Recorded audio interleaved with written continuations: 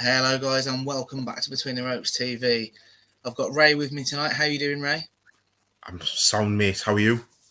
Oh, not bad, mate. Enjoyed that tonight. I mean, let's get straight into it. Conor Benn, he took on a southpaw for the first time in his career, and he's passed with flying colours, hasn't he?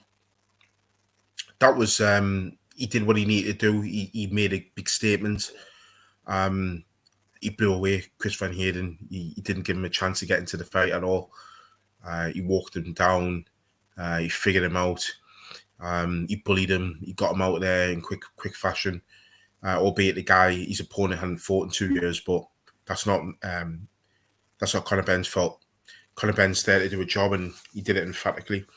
I just thought that everything was punch perfect from Conor Benn. He's still got a long way to go. But on that performance, you can only do what you can, and he absolutely blew Chris Van Heerden away. He cut off the ring really, really well. I was really impressed with that.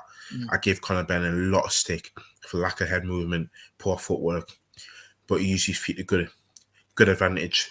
Cut off the ring well, and that really backed up Chris Van Heerden. It didn't give him time, it didn't give him space, and then he got his shots off, and he just looked powerful tonight. I mean, potentially being harsh, but I'm just going to play devil's advocate here for a minute. Obviously, in the first round, Chris Van Heerden, in fairness, was counter-punching quite well, wasn't he? And I just think, I worry, we're talking, and obviously post-fight, Eddie Hearn saying, no, now's the step up. I almost wish he'd have had a few more rounds in with the southpaw, because as much as it's exciting for us fans to see the, Conor Benn blowing these guys away, at the same time, I do worry, he's had now, not quite 2 rounds in with the southpaw in his career. When he comes up against one, in the next few fights, potentially for a world title down the line, it's not a lot of experience, is it? It's not just that, though. Which is true, but it's a quality. It's a quality of the opposition at their prime. That's the other thing that you need to have addressed as soon as possible. So I know he's fought a southpaw early in his career, albeit it was very, very early on in his career, and the name escapes me. But I think the thing for Conor Benn is, yeah, you're right, he's just not getting the rounds in it. I think that's because the likes of Chris Algieri's been so far removed from his prime.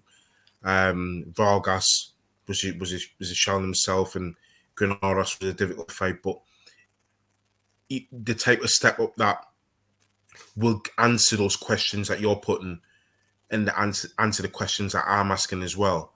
He probably needs that in his next fight. In fact, he definitely needs it in his next fight. It's just a case of who. 147 to stack division, and they just need to make sure that the next opponent answers those questions. Well, that's what I'm going to push you now, Ray. Give me one name. Realistically, obviously, I'm sure we've all got our dream opponent for him. But realistically, one name. Who do you want to see Conor Benn with in the summer? Avanesian. He's durable. He's tricky. He's just as physically strong. He can hit just as hard. Avanesian's going to ask those questions that you're asking. He's going to ask those questions that I'm asking. He's going to take Conor Benn to places that Payne was the last possible person to take him to those dark places. You need somebody at that top level who you hit and is just going to be standing there smiling. And that's what Conor Benn needs. Conor Benn needs that tricky type of opponent that's going to make him think in there. That's going to make him work behind the jab, use a plan B, even revert to a plan C if needs be. So David Avanesian, for me, he's the and Eddie Hearn can sell that fight as well. See, I think that's actually where the issue comes in. Obviously, since he's been with Frank Warren, and his last couple of fights, in fairness, so Liam Taylor, no disrespect to Liam Taylor, but he's limited. And then his last fight the other week against Askari Metsu, I don't think I'm the only boxing fan. I had to get on BoxRec and check him out. I'd never heard of him. Yeah, we all did. Well, exactly, yeah. Like they said, there was 400-500 fans there. Rumours are different figures. Some saying 6,000 audience on BT, some saying 8,000. I don't think the Avanesyan fight gets made, because if you're Conor Benn, obviously fights for a premium now. You know, he's headlining cards on DAZN. He's going around the country as a lad from London. In fairness, he's done good crowds in Liverpool, good crowds in Manchester, a big, in fairness, impact at like Headingley and stuff last year. I don't think it gets made. There's not going to be the financial draw. So for me, I think I really want to see him in with either Danny Garcia, if it can be made, or Adrian Broner. You know, there's a lot of talk Broner's back in camp, and I think, you know, both of those fighters there's still enough left to provide a good step up for Conor Benn. But you know, as a bridging fight before he really goes in it, you know, for a title shot possibly. I think so with Danny Garcia. I just don't know where Danny Garcia is at. But for me, Adrian Broner's another one with a long layoff, lots of problems outside the ring. Adrian Broner for me hasn't been he's a big name. He's another big name to add to the resume. Danny Garcia is a completely different kettle of fish. I think if that fight with Danny Garcia can be made, I'd be impressed, because you could also argue you could throw Mikey Garcia into the mix. He was soundly beaten by Spence. He was beaten by that Sandor Martin. So yeah. Mikey Garcia could be another good name. I don't think he's got a fight on the horizon, so you could throw him in. You know, there's another option. Because I know DAZN are trying to build themselves in the States all over again. You could even look at the loser of Boots Ennis and Billum. That would be not Billum, that Clayton. Boots Ennis is fighting a lad called Clayton from Canada, I think. That would be. I'm assuming Boots Ennis is just going to walk through him. That would be a good fight to get him used to the American audience. These are the type of fights that we need to see him against. People that are live, people that have last fought within the last 6 to 10 months, not really people that have coming off long layoffs, really, because that's going to be the major criticism for Conor Benn. He's already getting the fact that he's avoided British champions, European champions. And then now he's getting tagged with, he's fighting all the fighters and fighters that haven't fought for almost 2 years. See, I'll defend him a little bit there, because obviously it was very public that he was chasing Chris Jenkins for the British title. And in fairness, when we had Chris Jenkins on here, he wanted the fight. You know, the only person who didn't want that fight making was Frank Warren, in fairness to, you know, both fighters and obviously Eddie Hearn. But I do know what you're saying. I mean, we'll move on slightly now. Let us know in the comment section who you guys want to see him in with, because it is clearly a hot topic. Chief support tonight was Chris Billam-Smith versus Tommy McCarthy too. Now, as we know, Billam-Smith edged it first time. I was really impressed by Chris Billam-Smith tonight. What did you think, Ray? I thought he was class. Don't get me wrong. I know you and Scott said that I think these guys are fighting at their level that they're probably best at, but he looked a class above McCarthy. McCarthy looked really good when he kept the fight long, but when Billam-Smith got on the inside, he took the fight out of McCarthy. I probably gave him McCarthy 1, maybe 2 rounds, and then Chris Billam-Smith absolutely won it all the other rounds at the canter. He started, as the fight wore on, he started to really batter McCarthy with clean, hard shots, and he took him apart. It was a great performance. No, I agree. I think McCarthy landed a couple of significant right hands in the second round, so I gave him that. The third was touch and go, in all fairness. That was the one. I gave it Billam-Smith, but I wouldn't be arguing with anybody who gave it McCarthy. But from the fourth onwards, for me, Billam-Smith, as you so rightly said, showed the class, showed the working on the inside. I mean, I was really impressed with his sort of punch variety tonight, in fairness, on the inside. His hooks were landing, uppercuts were landing. And, I'll stand corrected because, you're right. Me and Scott did say in the preview that we thought that both guys are probably European level. I do think Billam-Smith tonight has shown he might just have what it takes to go on to world level, possibly. Not saying he clean up there, but I do think he could possibly go on. Hard to say because I do think Tommy McCarthy's not out. Obviously, he's not fought since the first fight at Fight Camp last summer. Yeah. And I think DAZN touched on that, didn't they? The team there saying that, you know, how the layoff probably hasn't helped. But mega impressed with Chris Billam-Smith tonight. How do you think he gets someone in a rematch with Riakpo? Really tough fight. I don't want to get splinters up my arse, but I want to say Billam-Smith, but, you know, Riakpo, when he lands, he lands, doesn't he? I think that's the problem. What do you think on that one? I think Riakpo, I think that's a difference for me. If Chris Billam-Smith could have dealt with somebody at range a lot better than what he did, I mean, don't get me wrong, you won the other rounds at a canter. I just think Riakpo has his number, and I think that's probably the difference where Riakpo on the outside hits you and hurts you and probably stops you. McCarthy didn't, although he caught Billam-Smith with some lovely right hands, he didn't look like putting Billam-Smith away. And I think that's the difference that Riakpo has. So how he deals with that will determine for me whether or not he can push on to world honours. Because if he can deal with a boxer puncher really, really well, then because there's some big bangers at world level at cruiserweight, that's my only worry with Billam-Smith. See, I've got a name for you. He's definitely commented on one of my tweets. What about Jack Massey? Obviously, he fights on Hobson cards. Yeah, champ currently. Obviously, he's mixed it. Obviously, Massey's been in with Riakpo and both lost. That's a fight I wouldn't mind seeing either. No, that's a good show actually. I think that's a terrific fight. You know, that fight, I'll probably favour Billam-Smith in that fight.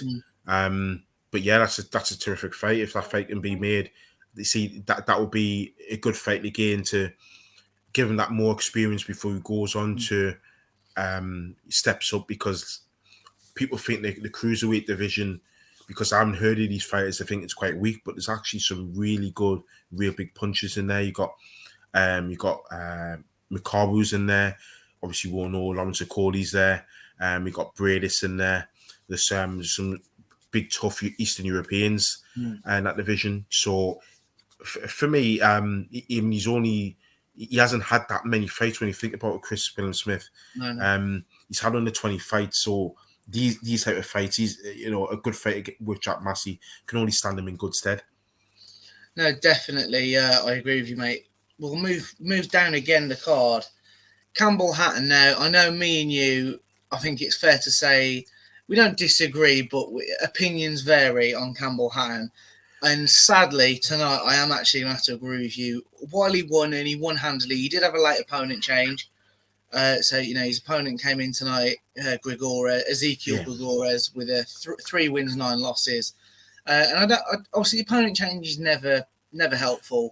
And Campbell did win every round, but he took far too many shots tonight, didn't he, Ray? He did, and it was uncomfortable. I just think that this early on in his career, he shouldn't be taking shots like that. Those were telegraph punches that prospects at a similar level wouldn't be taking those shots. That concerned me, that because of that. Yes, you're right. I still had him winning 4-2, 5-1.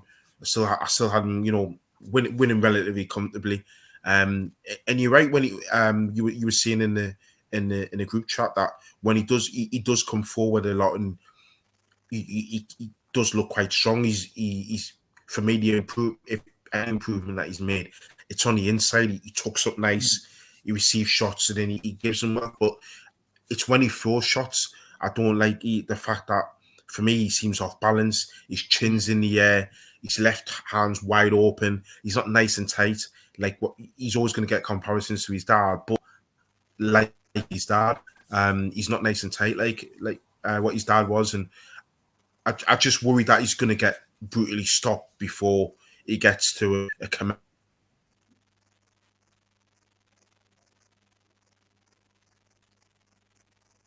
Are you there?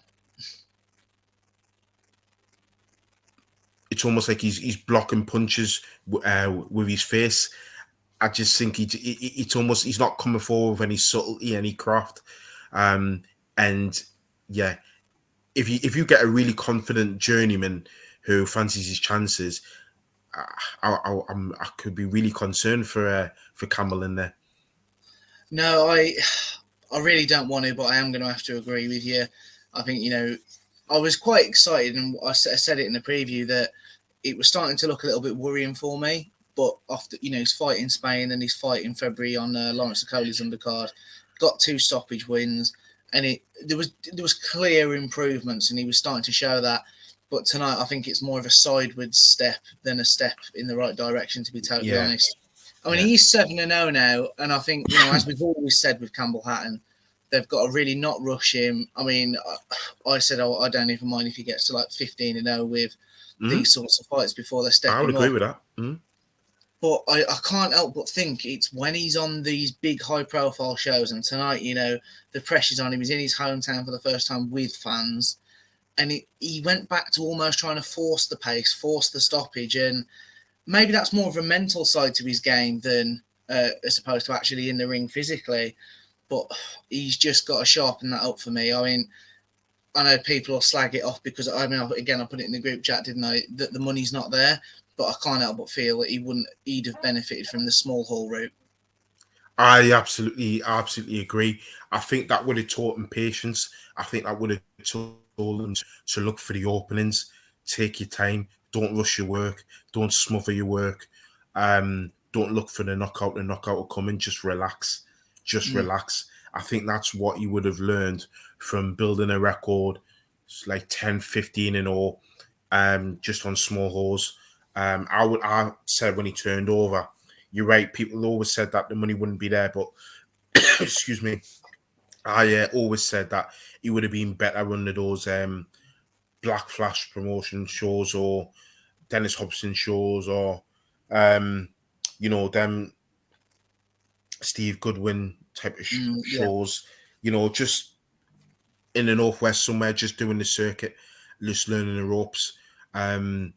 Again, he doesn't have to be fighting great opponents, but you don't have the pressure of putting him on Sky and then obviously now on DAZN. It just doesn't, for me, all it does is magnify his flaws, and that's what everybody's talking about, unfortunately.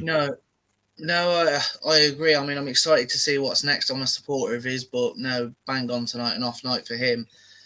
Next up, obviously, Alicia Baumgardner versus Matisse. I was really, really, really impressed with Baumgardner tonight. I thought she was switching up levels, moving up and down. Movement was quality. Shot variety was quality. I had a win in every round. I assume you did too. I know the judges obviously did. She was class. I don't know what else to add that you haven't already said. She wasn't in the same place for more than a second. She would hit and then she would move. I think she only got caught 2 or 3 times in the whole fight. She could do anything she wanted in there. Her head movement was on point. Her head was never on the center line. She looked strong. She looked comfortable on the back foot. She looked aggressive on the front foot. She could hit with either hand. She didn't rely on. This is the thing. She didn't ever get greedy at any point. She didn't think, "Oh, now I'm a puncher" because of what she did against Terry Harper. She looked more natural at it.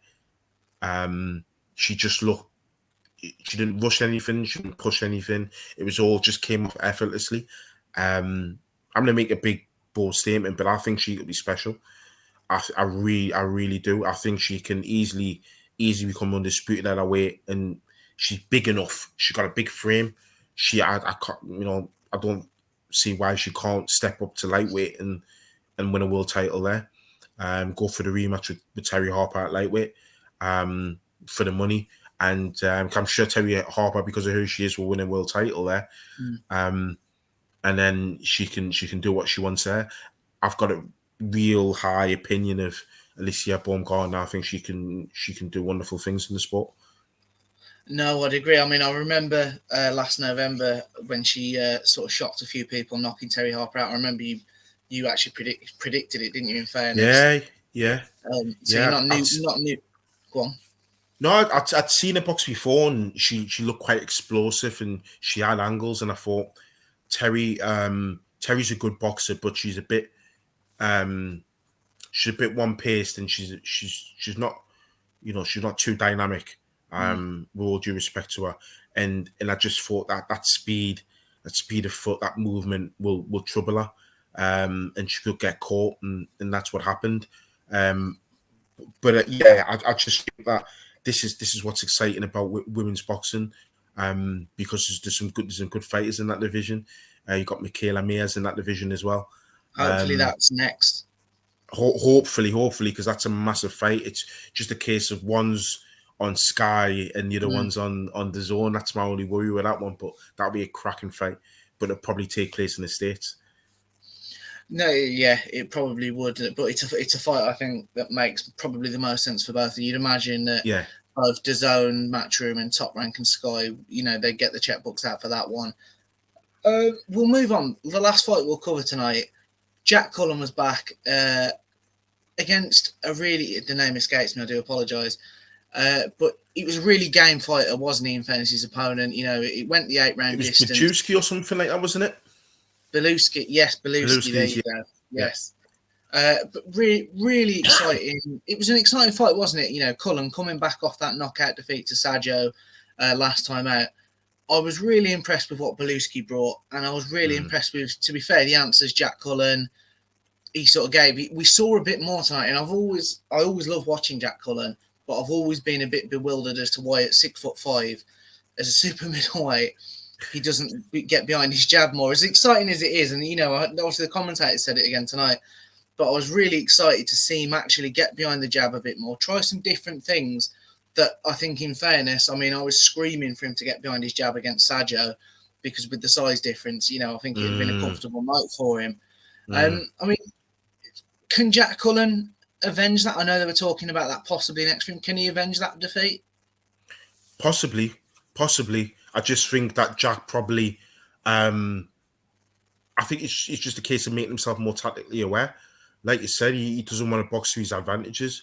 From the bits of I saw from Jack Cullen tonight, he had a neat guard.